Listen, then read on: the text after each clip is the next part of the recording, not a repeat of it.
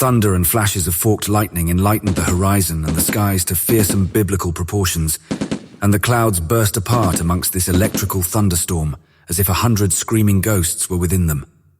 Controlling, tormenting, tearing them to pieces. The gruff shouts and cries of people mingling with members of the clergy combined into a lethargic cheer. All were wandering on the neatly tidied streets of London, the year 1953. The verbalizing sounds of the public seemed familiar to Charles. He manhandled a way through the crowd of people near Westminster Abbey, with nervousness creating giant butterflies rising and falling, intent on finding a way out of his constricted stomach. His reasoning disturbed as he squinted his misty eyes and glanced at the emerging bell tower. The golden steeple on top of it streamed down eerie, man-like shadows. He shivered, struggled to focus. The sunlight was dimming and the moon beginning to appear, waxing white while the stars glistened and winked around its unholy radiance. The squawks of darkened crows indicated menace nearby, stalking, creeping, watching. Charles took the hint and barged through a group of sightseers, entering Westminster Abbey like a frightened pilgrim. Tombs of every kind greeted his sight, Elizabeth I to the left side and various kings to the right. Rudyard Kipling's like-minded writers were on the walls, their names and date of demise engraved and fashioned with remarkable skill. The echoes around the abbey carried half-hearted prayers, and a musty smell of dust entered Charles's nasal passage. His enormous nose twitched and his pitted jowl trembled. He placed his right hand near his waist, hovering over his pistol, concealed inside his bulging trouser pocket.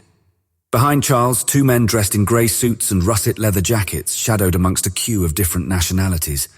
One had rounded spectacles and a hook nose extending from his face with a kind of vulgarity. The other had an arrogant grin, which crossed his face as if a scar had been inflicted on him by an assassin's knife.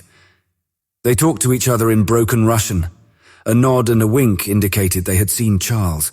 Their steps on the abbey's stone floor united into a march. The image of black boots marching in a parade brought feelings of euphoria. One man had a pullback vision to the image of Joseph Stalin awarding him the highest honor in the Soviet Union. It filled him with satisfaction, but this satisfaction was a corrupt one. Both men were tools for Stalin's misdeeds, that ruthless dictator who had sent millions to their deaths in the harsh gulags. The gulags were forced labor camps, desperate hovels, where many perished because of the eternal cold and lack of food. They made prisoners dig caves, lay railway tracks and scrape out rock with their bare hands. They suffered immensely. Many had frostbitten lips, toes and fingers lost because of the extreme cold, earlobes that would snap off because of the freezing conditions and limbs that would eventually lose blood and turn gangrenous. Charles hurriedly sidestepped. He knew killer spies were on his tail. KGB, to be exact, a secret organization based in Moscow. He had displeased Stalin, and Stalin had sent them to seek him out for his depraved retribution. Before Charles could ponder further, the chill and noise of his surroundings brought back gruesome memories from World War II. He tripped and knocked into a couple of bickering lovers. A push and a shove and words of abuse followed. Charles ran to a chair. There he sat, waiting for the memories hunting him to appear. And appear they did, a nightmare. But this nightmare had existed in reality. Stalingrad 1943, the name given to the horrific battle between the Russian army and German Nazi forces. Charles once more observed the murky horizon of another world materialize before his very eyes. The dreary, lurid sight of destruction and carnage and the bombed-out buildings resembled Armageddon. Looters were rampant, helping themselves to anything of value. Dogs yelped and cats lay in the streets, exhausted, thin and unwanted. A man's watch floated in a puddle of soot-ridden water, while a brown rat with a worm-like tail held its tiny claws to its face, watching for any predators.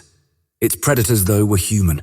The unspeakable horrors of starvation had turned people into something animal, ugly. Their hunger knew no restraints anymore. The stench in Stalingrad was thick with death, and the fumes from burning houses, rubbish and spent munitions could not hide its scent. A small, dirty child strewn with dried blood sat on a pavement crying near a dead horse. Other shapes moved cumbersomely. They did not look human. They looked like zombies, eyes dead, faces gaunt and scratched and blistered, bones protruding out of their skin. Charles could feel their pain, sense their grief, experience their needs, and their needs were hunger. There, in all its glory, a monster that grew within a man. It felt like your own body consuming you, your bodily organs preparing to devour each other without any recourse. In Stalingrad, and Charles had been there, humanity's capacity for destruction and savagery was palpable. Nevertheless, Stalin's secret police employed him to keep up the people's morale. Charles shook his head in disdain at this perverted notion. I'll never forget Stalingrad, he thought, a perpetual horror that will reside with me forever. Civilians left to fend and starve on the streets. Soldiers, both German and Russian, wandering aimlessly through the snow and ice, defunct of a human spirit, and losing their minds in the madness of their surroundings. Abruptly, Charles began coughing, violently, unrelenting. He could not stop it. The reality of his present predicament was the cause. He knew KGB spies were on his tail.